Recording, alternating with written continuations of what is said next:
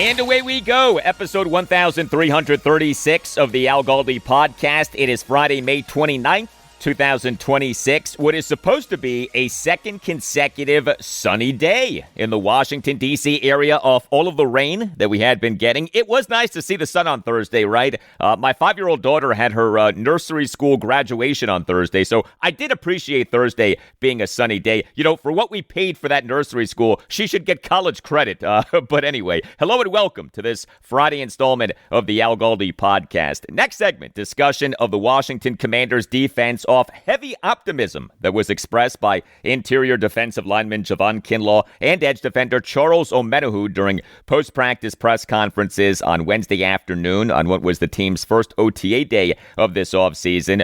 Do we trust this defense to be better this coming season? Should we trust this defense to be better this coming season? I'll also give you some thoughts on cornerback Mike Sainristil off some things that he had to say during his post-practice press conference on Wednesday afternoon. Mike Sainristil, to me, an underrated key to this defense this coming season. Also on the show, a conversation with Washington Wizards analyst Kevin Folli of Wizards Film Room on X as we prepare for what our Wizards will do with their number one overall pick in the 2026 NBA draft. We are having conversations with a variety of Wizards voices, and so we'll speak with Kevin about what the Wizards should do at 1, what the team has in its nucleus of Bilal Coulibaly, Alex Sarr, Kyshawn George, Bub Carrington, Trae Johnson, and Will Riley, whether the Wizards should sign Trae Young and Anthony Davis to contract extensions, what grade the front office led by Monumental Basketball president Michael Winger and Wizards general manager Will Dawkins deserves, and more. And on the show, we'll talk Baltimore Orioles. They lost to the Toronto Blue Jays 2-1 at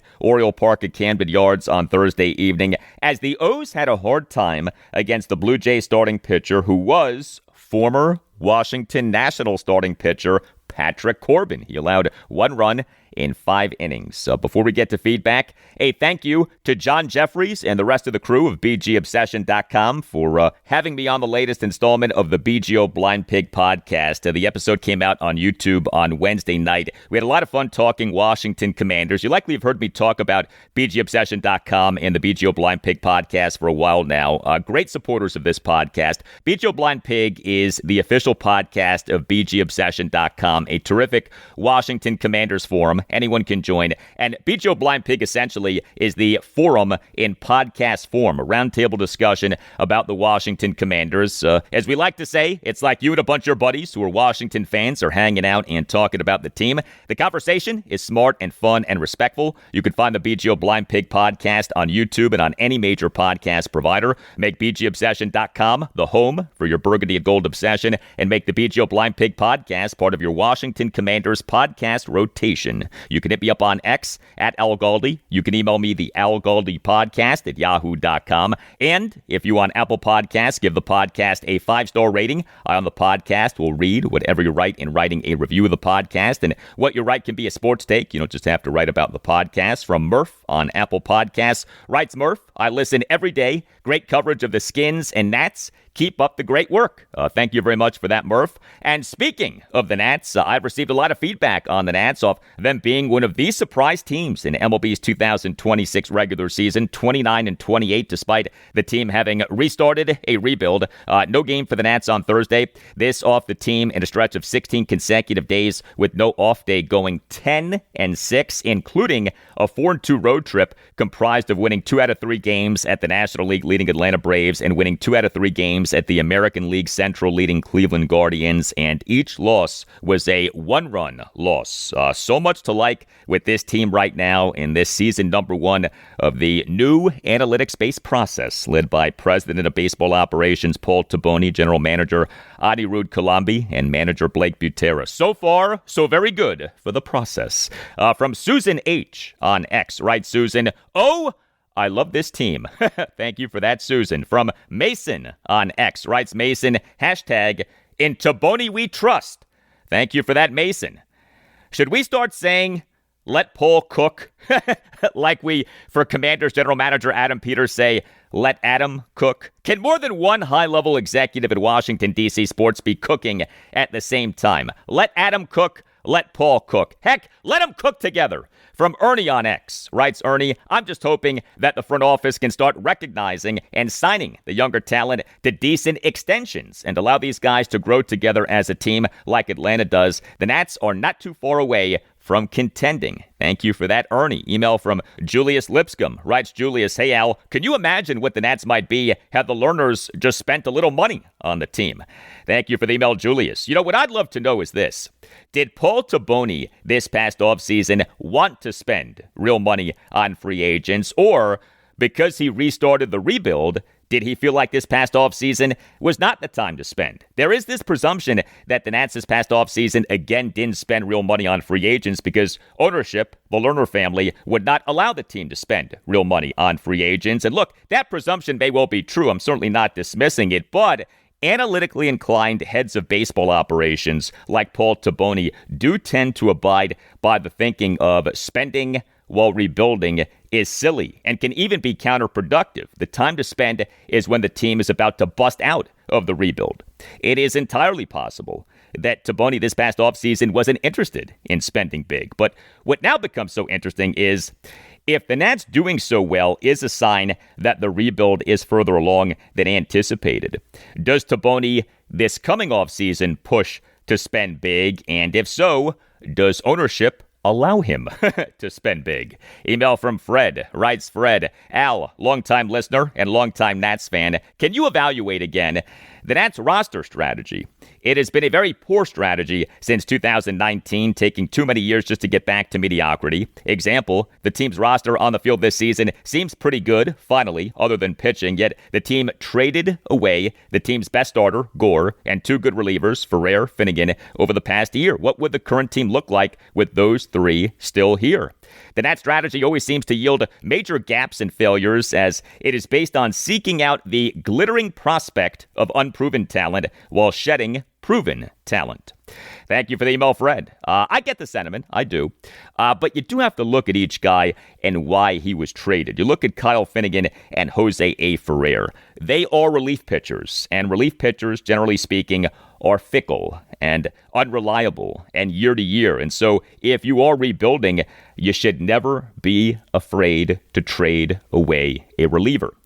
Kyle Finnegan was traded last season, a contract season, so he this past offseason could have left the Nats for nothing. The Nats this past July 31st, what was 2025 MLB trade deadline day, traded Finnegan to the Detroit Tigers for two starting pitching prospects in Josh Randall and R.J. Sales. Ferrer is younger, and he does have a lot of talent, no doubt, but the Nats this past December 6th traded him to the Seattle Mariners for two prospects, catcher Harry Ford and right-handed pitcher Isaac Lyon. The hope is that Ford is the Nats catcher of the future. If he is, then that trade is a big-time win, turning a reliever into your number one catcher. But we'll see with Harry Ford. Trading Mackenzie Gore was tricky and debatable. He was the Nats' best starting pitcher. He's still young. This season is just his age 27 season, but he's under team control through just next season, the 2027 season. So it, at the time of the trade, appeared as if where he was at contractually did not line up with the Nats rebuild. Like, were they going to spend big money to re-sign Gore if the team felt like it was a few years away from being good? However,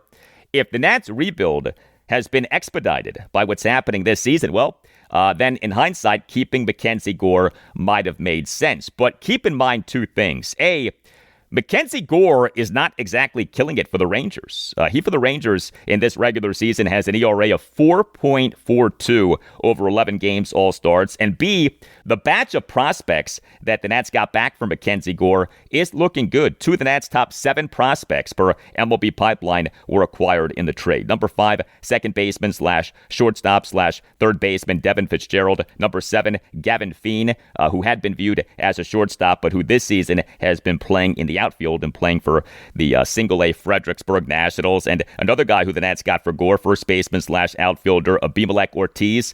He's doing well for AAA Rochester. I also would say this, the idea of Mackenzie Gore was grander than the performance of Mackenzie Gore. And I like Gore, but Gore over 3 regular seasons with the Nats, 2023 through 2025. Yes, was durable. He totaled 89 starts and 462 and a third innings. And yes, was a strikeout pitcher. He, over that workload, had a strikeouts per 9 innings of 10.06. But he, over that workload, also had an ERA of 4.15, an ERA plus of 100, and a whip of 1.39. He, for the Nats, was a league average pitcher. ERA plus of 100. That's exactly league average. He was not the ace who we wanted him to be. Doesn't mean that he's a bad pitcher, but it is important to recognize what he was for the Nats. Email from Brendan. Writes Brendan, Galdi, whatever analytics that Taboni and Butera have used to put Abrams in the 4-hole have been working tremendously. I am interested. Full support. What's the explanation? Why did the Nats move Abrams there? What do the analytics say about this? Why move him down from the top 2 spots that he has traditionally been in during his career into an unorthodox spot? I am interested to hear what you think. Either way, CJ is so back. Thank you for the email, Brendan. Good question. The short answer is we don't know.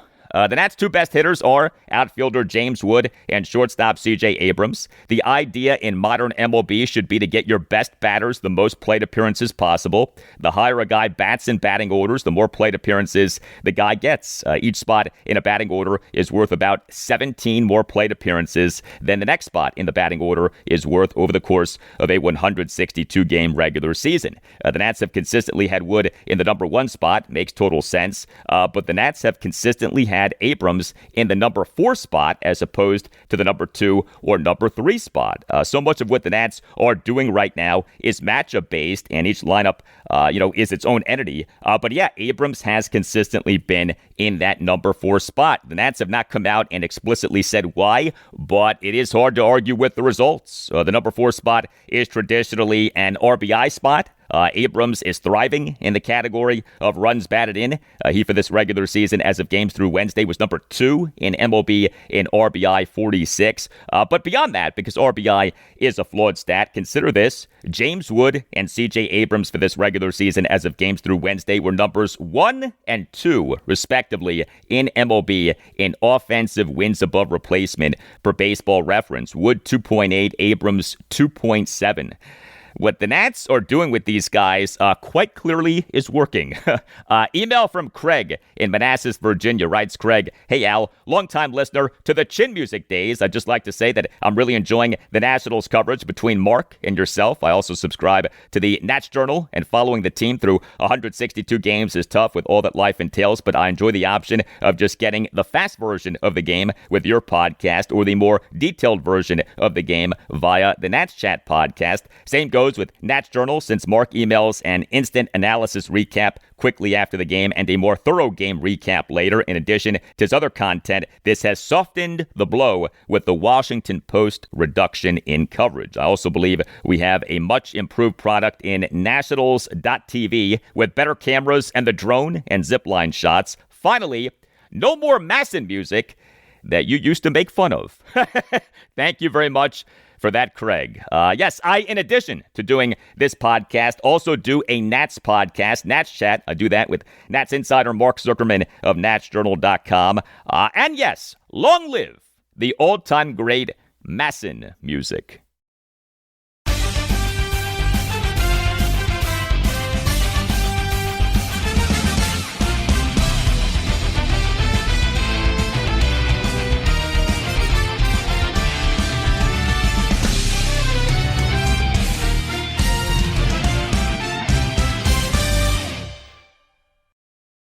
Yeah, there you go. The all-time great Masson music, which actually was not so great. The Nationals.tv music is better. I do think that music is pretty good. I just wish that the post-game show on Nationals.tv would actually show the entirities of Blake Butera's post-game sessions with reporters. I cannot stand how Nationals.tv shows just a few minutes from each of Butera's postgame sessions with reporters. And at times, the Nationals.tv postgame show doesn't show the Blake Butera postgame session with reporters at all. That's unacceptable, okay? Show the whole thing and show the thing every time. Hey, if you would like to grow your business or practice, consider advertising on this podcast, which just recently was the number 56 podcast in the country on Apple Podcasts in the U.S. football category. Podcast advertising works and is very affordable. Put the power of the pod to work for you. Get your message out there to thousands of successful people in the Washington, D.C. area. We'd love to have you on board. Email us to see what we can do for you. The email address is thealgaldypodcast@yahoo.com. We've all been there. You're away for the weekend, the big game is on, and you realize you're restricted from watching. Or maybe you're trying to check the latest lines on your betting app, but your local network is blocking the site. These are the ultimate unforced errors. You can prevent this from happening to you with IPVanish. IPVanish is the powerhouse VPN designed to keep you in the game no matter where you are. IPVanish helps you stay connected to your favorite team and streaming services while you travel, but it's not just about watching the game. For the bettors out there, IPVanish provides an extra layer of security and privacy that helps you access your account safely on public Wi-Fi. Plus, IPVanish is lightning fast, so you won't have to worry about lag during those crucial live betting moments. Right now, get a massive discount at IPVanish.com. That's IPVanish.com to get started today. Secure your play and go to IPVanish.com. Big thanks to our sponsor, BetterHelp, for partnering with us for this important conversation about mental health. This is Steve Smith here, former NFL wide receiver and host of the 89 show on YouTube. So having a counselor and working with BetterHelp, that gives you an opportunity to really start to unpack. But people don't understand, when you unpack things, you also open up a box that you're not always sure what's inside. So I think that's why seeing a professional is extremely important. If you need someone to open up to, visit BetterHelp. That's betterhelp.com/89 to get started.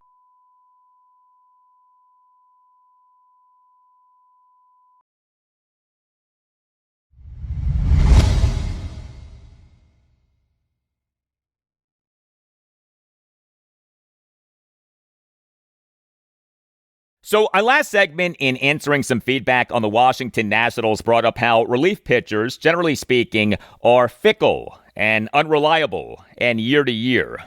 Well, the same things can be said about defenses in the NFL. Because the NFL regular season is such a small sample size, just 17 games per team, and because so much of success in the NFL is predicated on injury luck and quality of opponents, and because the NFL is a salary cap league, there for years in the NFL has been significant defensive variance. A team can be good defensively one season, then bad defensively the next season, then good defensively the following season, then bad defensively the season after that, etc. We saw this with Washington in recent seasons. Look at the 2019 through 2023 seasons. The 2019 Washington Redskins defense was bad. The 2020 Washington football team's defense was good. The 2021 Washington football team's defense was bad. The 2022 Washington Commanders defense was good. The 2023 Washington Commanders defense was bad. Washington, over a 5-season stretch in which the team had 3 names, fluctuated wildly in terms of quality of defense. Well, we're now looking at our team having been bad defensively in each of the last 3 seasons. The 2023 defense, bad. The 2024 defense, bad. The 2025 defense, bad. The variance has stopped varying in a positive direction. Will that change this coming season? Is Washington's defense this coming season going to be much improved? A lot of change for Washington on defense since the team went 5-12 in the 2025 regular season, right? Washington's coaching staff revamping this offseason featured a lot in terms of defensive coaches. So the team on January 6th fired defensive coordinator Joe Witt Jr. off him already having been demoted. Head coach Dan Quinn, during his day after the game press conference this past November 10th, announced having taken over as the team's defensive coordinator. Washington on January 30th announced having hired Minnesota Vikings defensive passing game coordinator / defensive backs coach Durante Jones as defensive coordinator. And there's a lot more that has happened with the defensive coaching staff this offseason. And there is a ton that has happened with defensive players this offseason. You look at what Washington has done on defense in free agency so far this offseason. We have the contract extension for safety Jeremy Reeves. We have the following re-signings of pending unrestricted free agents / actual unrestricted free agents: interior defensive lineman Shai Tuttle, edge defenders Deatrich Wise Jr. and Drake Jackson, and cornerback Antonio Hamilton Sr. We have the following unrestricted free agent acquisitions: interior defensive lineman Tim Settle and DJ Davidson, edge defenders Adafe Owe, Kayvon Chason, and Charles Omenihu, linebacker Leo Chanel, cornerbacks Amik Robertson and Akello Witherspoon, and safety Nick Cross. We have the following unrestricted free agent defections: edge defender Jacob Martin and cornerbacks Jonathan Jones and Noah Igbenogany. And we have the team having released cornerback Marshawn Lattimore. And we have the team in the 2026 NFL Draft having taken Ohio State linebacker Sonny Styles with the number 7 overall pick and having taken Tennessee edge defender Joshua Josephs in the 5th round. General Manager Adam Peters and head coach Dan Quinn this offseason have done quite a bit to address the defense. Has the defense been fixed? Friday is day 3 of Washington's first of 3 3-day batches of OTAs this offseason. Day 1 Wednesday was open to the media and included interior defensive lineman Javon Kinlaw during a post-practice press conference on Wednesday afternoon, using some no-no words to describe the team's revamped defense. So we, during the presser, had this exchange between ABC 7 sports director Scott Abraham and Kinlaw. What do you think about the new pieces they added defensively, on the D-line? Yeah, we got several guys. Yeah, we got some motherfuckers now. Excuse my language, but yeah, Owe, he can go. Charles Omenihu can go. Kylivon can go. Tim Settle, he can go.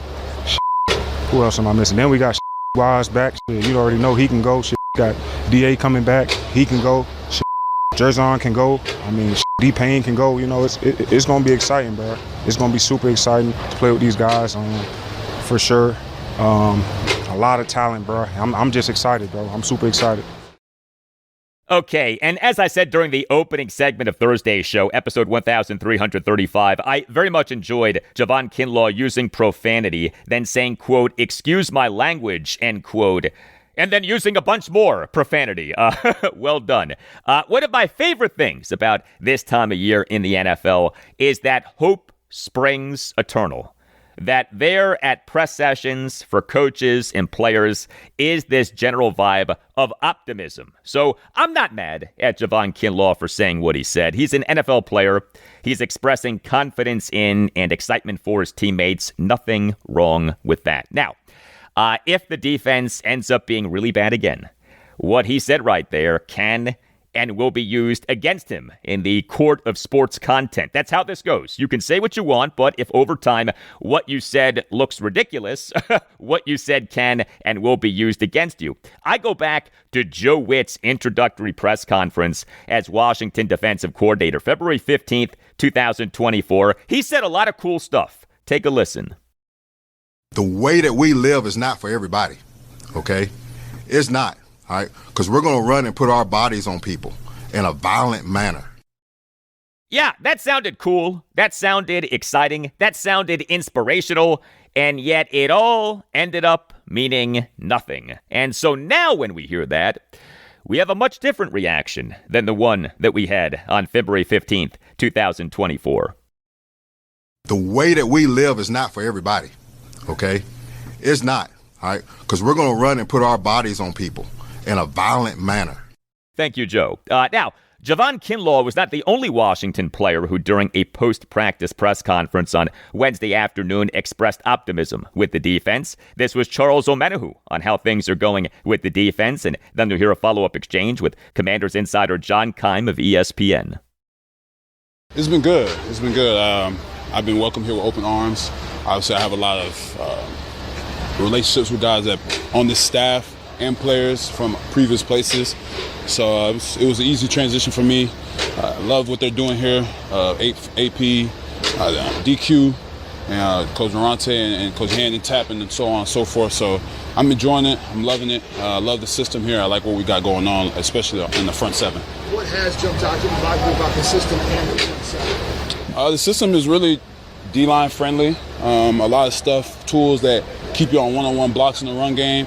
And then a lot of, for the interior guys, a lot of picks and stunts, kind of just natural kind of things. And then, I mean, you look all across the board, you got talent from top to bottom, man.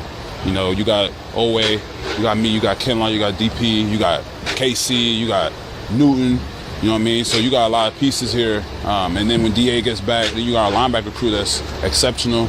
From the first-round draft, you got Luvu, you got Leo. So there's a lot of guys, McGee, a lot of guys that, you know, when you look back there, you look around, you feel very, very confident about.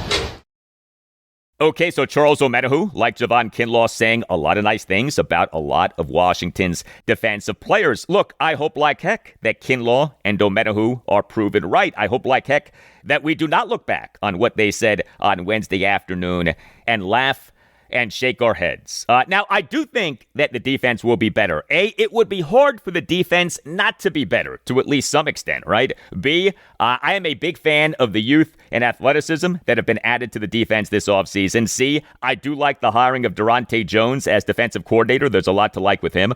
D, the defense, like the team as a whole, should enjoy better injury luck as compared to what happened last season. And E, as yes, there is an E, it's about time that aforementioned defensive variance in the NFL swings in the direction of Washington's defense being good. This team has not had a good defensive season since 2022. Also, it is interesting to look at Washington's 2026 regular season schedule in terms of expected opposing quarterbacks. Here is that schedule in that regard. We'll go through the quarterbacks in order, and in some cases I'll list two because it's hard to say with certainty who the opposing starting quarterback would be expected to be right now. But Jalen Hurts, Dak Prescott, Sam Darnold, Daniel Jones, Jackson Dart, Brock Purdy, Jalen Hurts, Matthew Stafford, Jackson Dart, Joe Burrow, Jacoby Brissett or Carson Beck, Cam Ward, C.J. Stroud, Tua Tagovailoa or Michael Penix Jr., Kyler Murray or J.J. McCarthy, Trevor Lawrence, and Dak Prescott. So you take all of that in.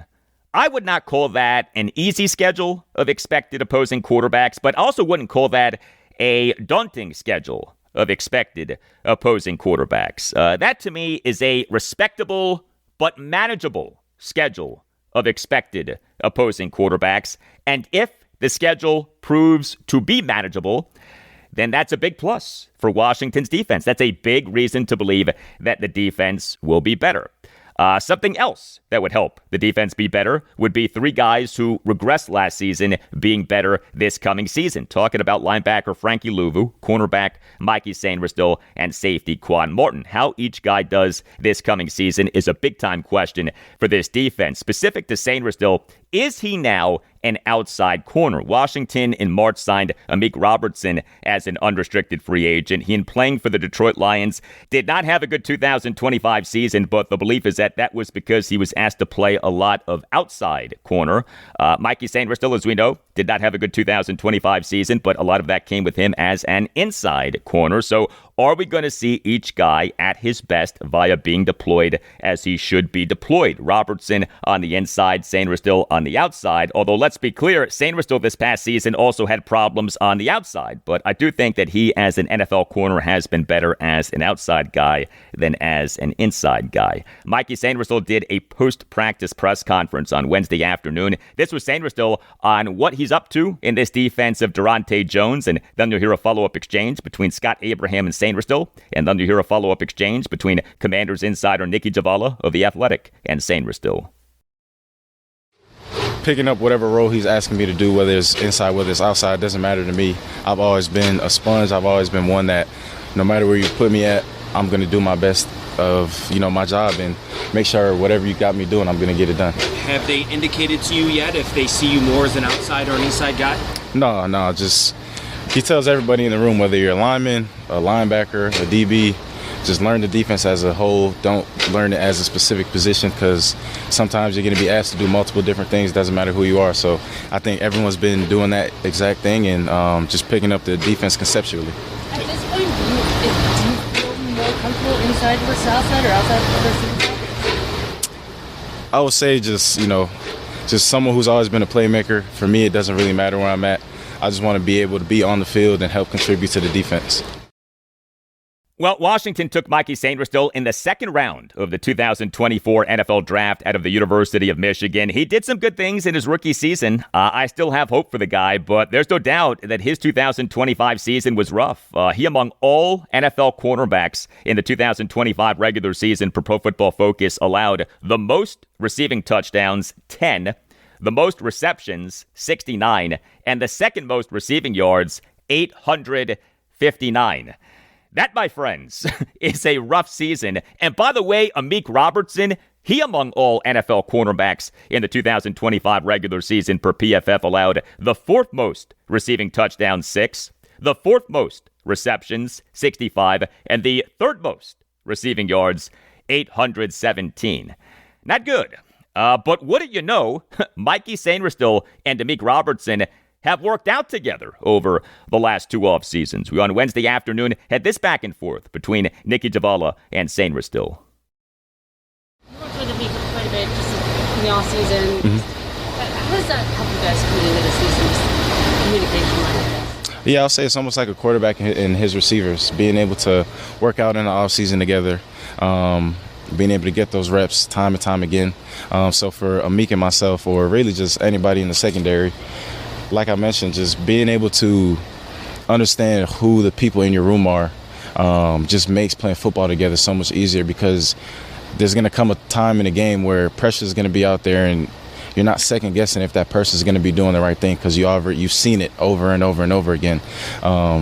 So just building that, trust, building that bond, building that friendship, and coming together right now. It's something that I think as a team in general, we've been making a very, it's been a big focus area for us. How tight of a group can we be, so that way we're not worried about anything when it comes to those pressure situations. Did you work with him at all before he signed here? Yeah, I trained with him last offseason. So that's when I first met him. We knew each other, but I first met him when we went to train in the offseason. And then when he, when I found out that he was signing here, I hit him up right away, was ready to work. And I was super excited that, we're bringing in a guy that, for me, I think just over the last month and a half of learning who Amik is, we're very similar in terms of just how we go about things. And he's somebody who's came in already and challenged me from the jump. Every day we're out here doing extra reps after practice and whatnot. So just having somebody who's going to, help sharpen me, I'm going to help sharpen them. And really he's bringing that challenge to the whole room, whether it's me, Trae, AK, everyone else in the cornerback room. So I think when you add someone like him to the room that has that presence, has that experience, for us as younger guys, I love learning from people like him. So it's been cool to have him part of our room.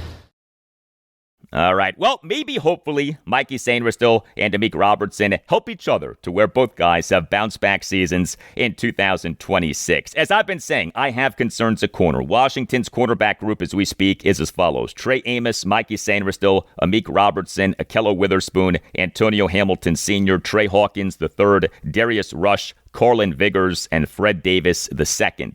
Trae Amos, who had a nice rookie season, but who is coming off a season-ending fractured fibula, is the number 1 corner. Mikey Sainristil and Amik Robertson, who are coming off bad 2025 seasons, are the numbers 2 and 3 corners.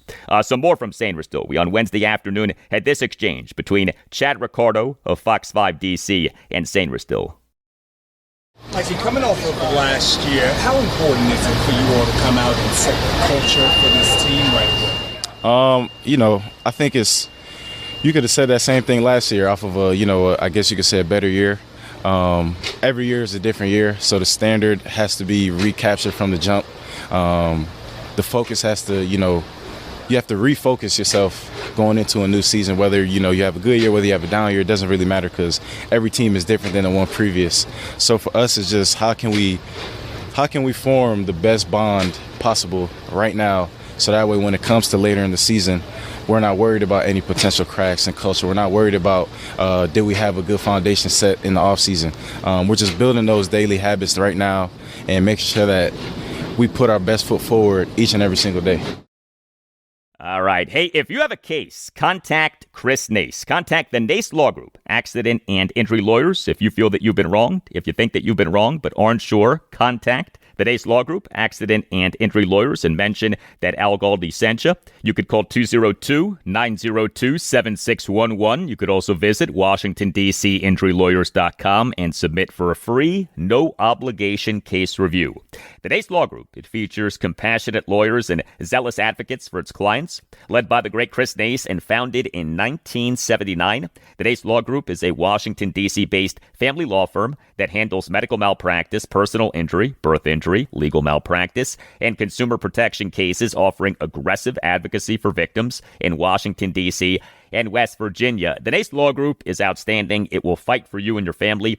The Nace Law Group has recovered millions of dollars for the sick and injured. If you have a case, contact the Nace Law Group. We always hope that all is well with you, but if you have an issue, if you have concerns, contact the Nace Law Group. Call 202-902-7611 or visit WashingtonDCInjuryLawyers.com and tell the Nace Law Group that Al Galdi sent you. The Nace Law Group, accident and injury lawyers.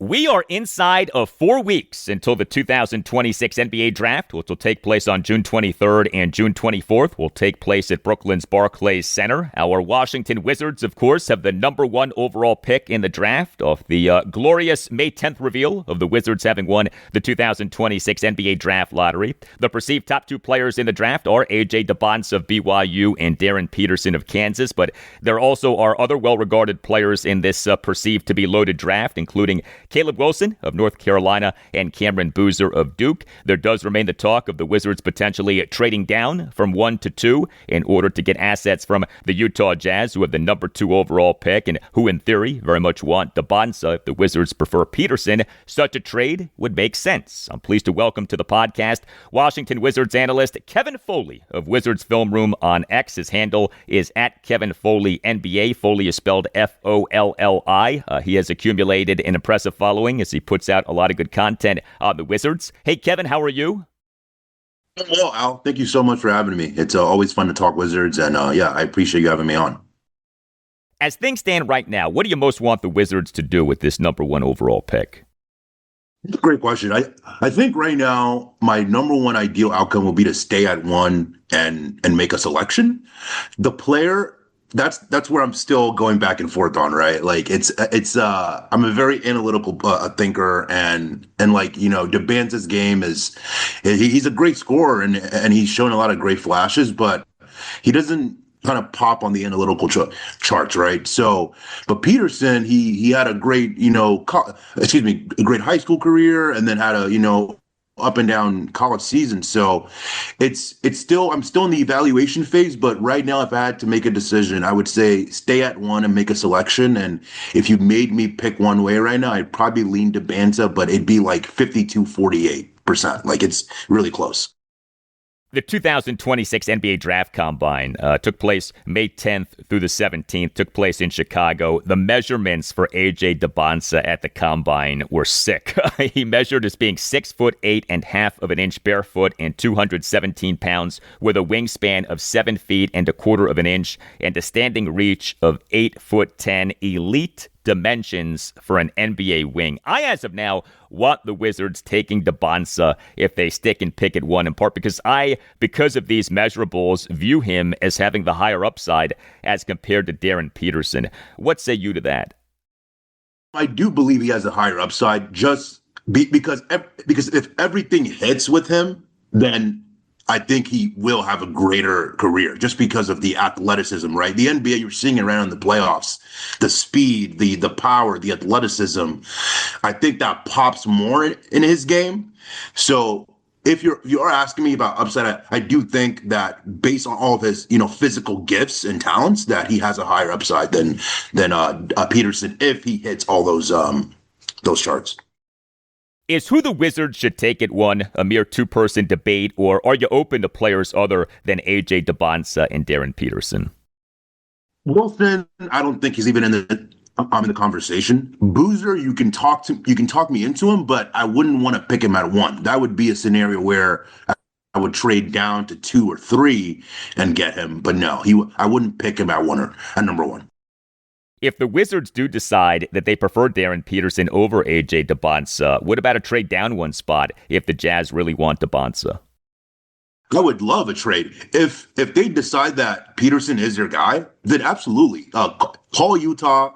Because last year, if you remember, the Wizards really, really wanted to take Ace Bailey. Like, they were hoping that he would fall to 6, but Utah, really strong, stuck to their guns and picked him at number 5. So the Wizards really liked Ace Bailey. And I think he isn't the same as AJ, but he has, the similar build a little bit, kind of that long 6'9", 6'10" frame, really athletic and shoot. So if you believe that Peterson is the better player and you want to do what Boston did all those years ago and trading down from 1 to 3 and take Tatum, trade down to 2 and take Peterson and make Utah give you Ace Bailey and maybe another asset. So the cramping saga. Kansas over this past regular season and postseason played a total of 35 games. Darren Peterson played in just 24 of those games as he dealt with severe cramping. To what extent does the cramping saga with Peterson concern you? It doesn't. One, people question his, willingness to play. I don't buy that. The guy's a competitor. He was dominant in high school. You can't tell me that he doesn't like playing basketball. That's the first thing.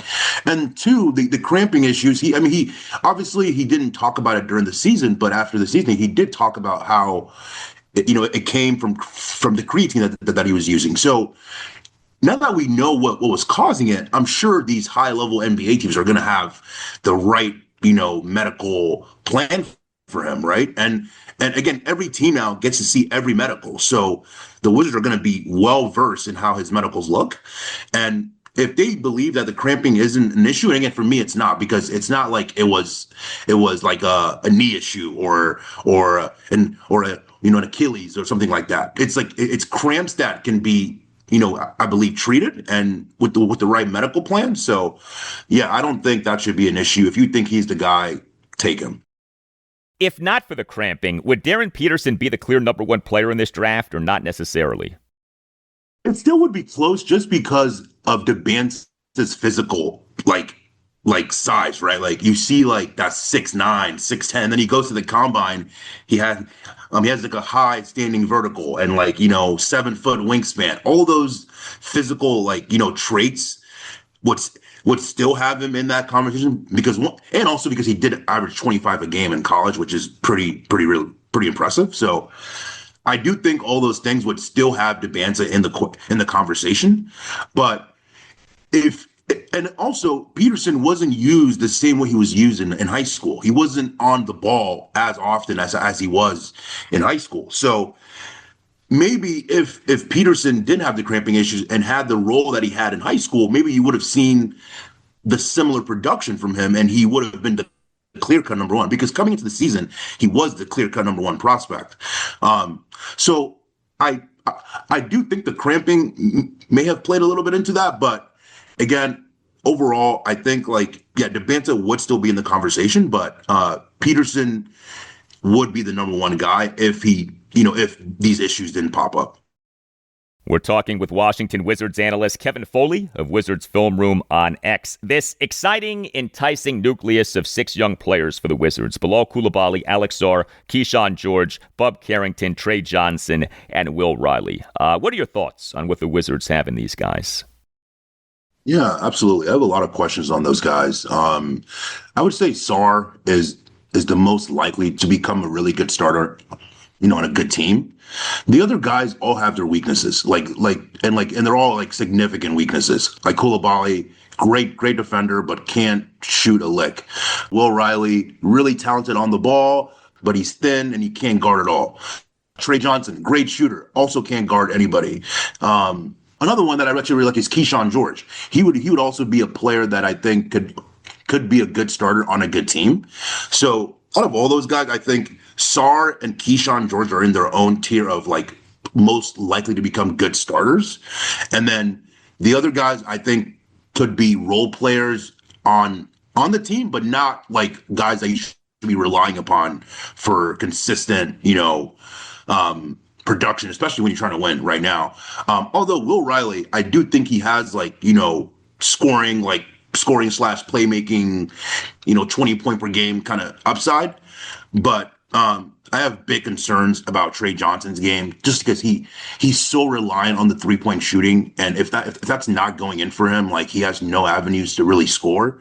And then he also is, again, he's just small and he can't really guard. So that's a big problem. And then Coulibaly, who was this regime's first draft pick, he, again, really athletic, but I think we've been kind of talking on Wizards Twitter recently that we have a lot of one-way guys. We don't have a lot of two-way guys on our team. Like they're all good at one side of the ball, but they're not good at the other side of the ball. And Coulibaly, that's a thing for him. Like he's an amazing defender when he's locked in, but the way teams guard him because he can't shoot really does hamper down the offense. So I would say to kind of sum all that up, I think we have good talent, but I don't know how many of these guys are actually going to be part of the next really good Wizards team. I think maybe 2 and 3 max, maybe. And then maybe guys like, Coulibaly get traded and Johnson get traded. But I would say 3 guys out of that group.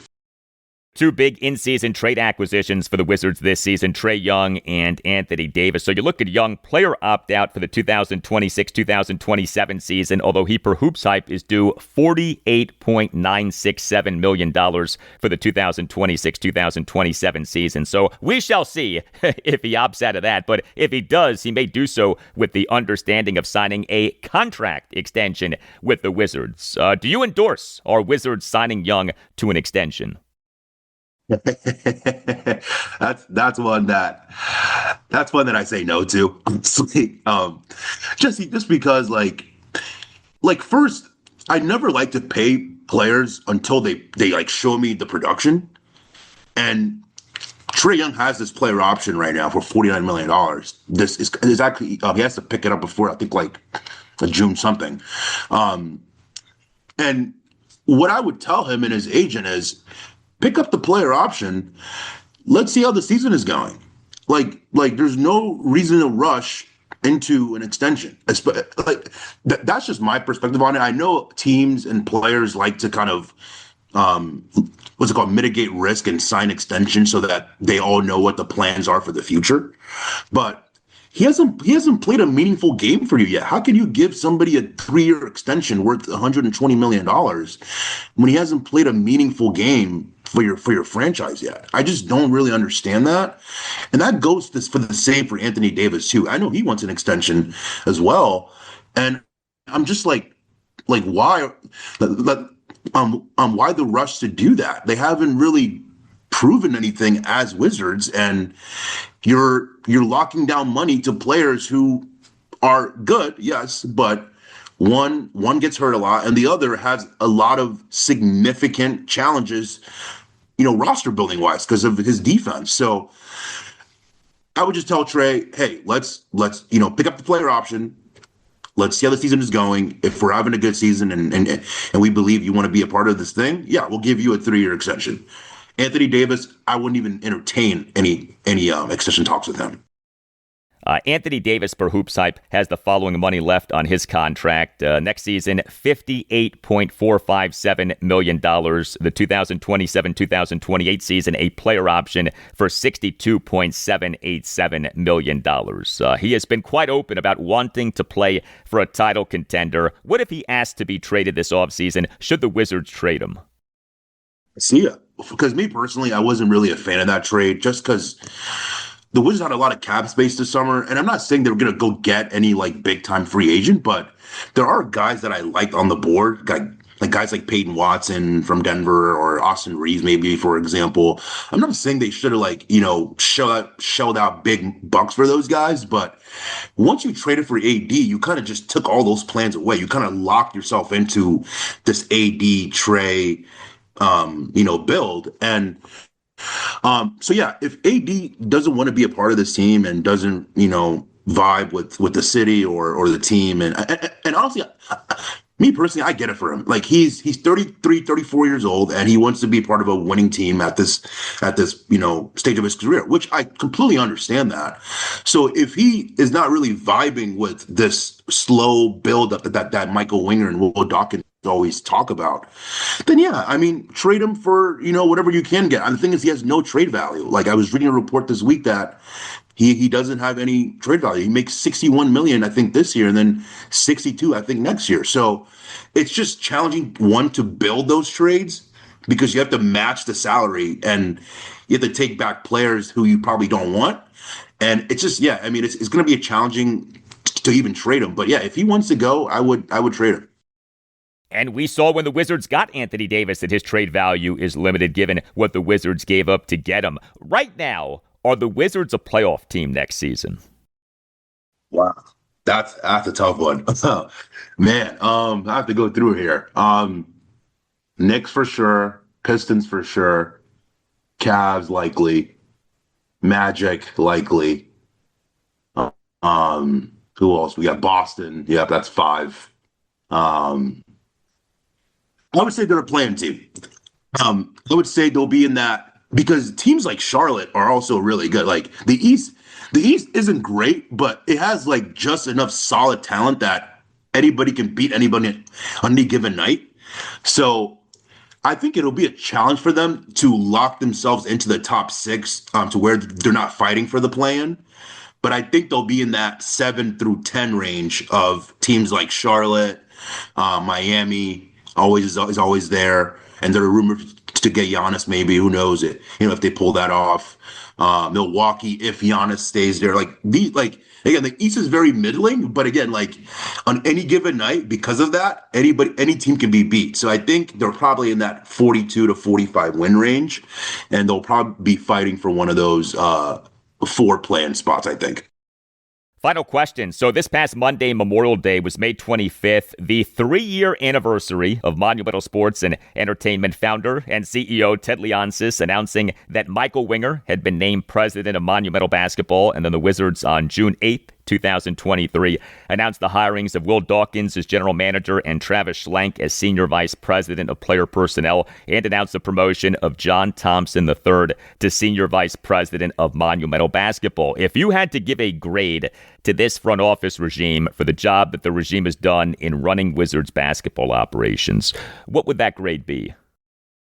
Yeah, that's a great question. I would probably lean A minus for me personally, just because I was calling for this rebuild since like 2018 when John Wall started to get hurt a lot. I was like, this is not not looking good.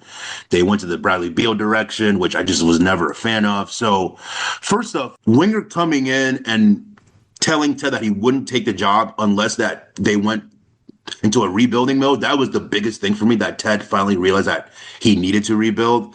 So one, the hire was tremendous. Winger has like a tremendous credentials. He worked for some really good executives, and the plan is that's what I wanted. Like tear the team down, try to get as many high value draft picks as you can, and then kind of use cap space and your trade avenues to kind of build a roster. And they've done a really good job of that. They've stuck to their guns, right? They've said that they were going to take things slow and they weren't going to rush things. Maybe they did by trading AD for AD and Trae Young a little bit, but otherwise they've been really patient. I think they've done a really good job, and I'm really happy with those hires just because of, again, their background, their knowledge of the league. Even guys like Travis Schlenk, who doesn't get enough shout on the team, but they all have really good backgrounds, and I just think that their hires were the right things for this franchise, and they've it wasn't guaranteed, but we have the number 1 pick, so that's pretty good. So yeah, they've been great. Agreed. Washington Wizards analyst Kevin Folli of Wizards Film Room on X. Kevin, thanks. Have a nice weekend. Thank you so much. I'll have a great Friday.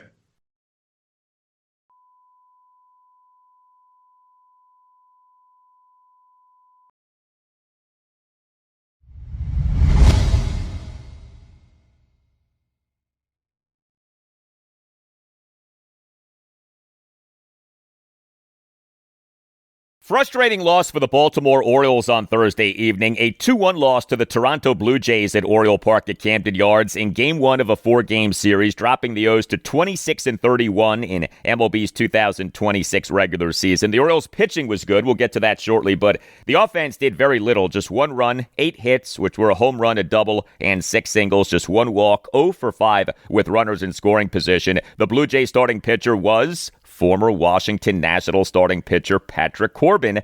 He allowed 1 run in 5 innings. And how about our friend Patrick Corbin? He in this regular season now 10 games, all starts, ERA of 3.65, whip of 1.36. He is putting guys on base, but that ERA of 3.65, quite nice in this his age 36 season. The Orioles homer came from Kobe Mayo. He is the Orioles starting third baseman and number 5 batter, went 1 for 2 with a solo homer. Mayo in this regular season, OPS of just 643, but he does now have 6 home runs. The biggest bright spot for the O's in this game was starting pitcher Chris Bassett, who was with the Blue Jays over the last 3 seasons, 2023 through 2025. He was good for the Blue Jays, and he was good for the O's in this game. 1 run in 6 innings, gave up 4 hits, which were a home run, a double, and 2 singles, issued a walk and a hit by pitch, recorded 2 strikeouts through 80 pitches, 48 strikes, 32 balls. Good to see Bassett do well. The O's very much need this guy to get on track. His stats for this regular season, 11 games, including 9 starts, ERA of 5.06, whip of 1.58. The Orioles relief pitching in this 2-1 loss to the Blue Jays at Oriole Park at Camden Yards on Thursday evening was good. 3 Orioles relievers combined to allow 1 run in 3 innings. Grant Wolfram tossed a scoreless top of the 7th, despite giving up a leadoff single, and despite catcher Adley Rutschman committing a 2-out pass ball. Anthony Nunez allowed 1 run in 1 inning. He in the top of the 8th allowed a run as he gave up a double and issued 3 walks, one of which was intentional, did generate 2 swinging strikeouts. And Cameron Weston tossed a scoreless and hitless top of the 9th in his MLB regular season debut. The O's on Thursday evening announced having selected the contract of Weston from AAA Norfolk and announced having optioned pitcher Trae Gibson to AAA Norfolk. And speaking of roster moves, the O's on Thursday evening announced having reinstated outfielder Heston Kjerstad from the 60-day injured list and having optioned him to AAA Norfolk. He had been on the 60-day IL since May 11th, was on the 10-day injured list from March 25th, retroactive to March 22nd to May 11th. All of this due to a right hamstring strain. Heston Kjerstad, the O's took this guy with the number 2 overall pick in the 2020 MLB first-year player draft out of the University of Arkansas, but he just has not gotten going at the major league level. 106 career MLB regular season games, a wins above replacement per Baseball Reference of minus 1.1. That is rough. Next up for the O's are the final 3 games of this 4-game series against the Blue Jays at Oriole Park at Camden Yards. The O's have listed the following starting pitchers as probables for the rest of the series. Game 2, Friday night at 7:05, Trevor Rogers. Game 3, Saturday afternoon at 4:05, Brandon Young. Game 4, Sunday afternoon at 12:15, Kyle Bradish.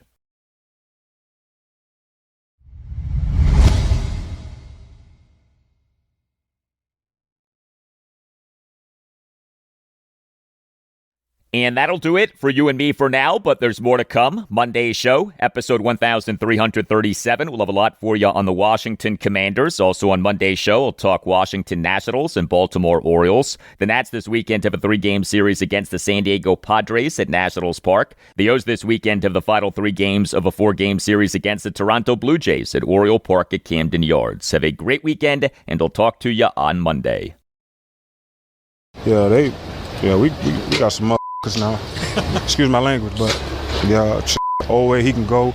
Charles Omenihu can go. Javon can go. Tim Settle, he can go. Who else am I missing? Then we got Wise back. You already know he can go. Got DA coming back. He can go. Jerzon can go. I mean, D-Payne can go. You know, it's going to be exciting, bro. It's going to be super exciting to play with these guys, for sure. A lot of talent, bro. I'm just excited, bro. I'm super excited.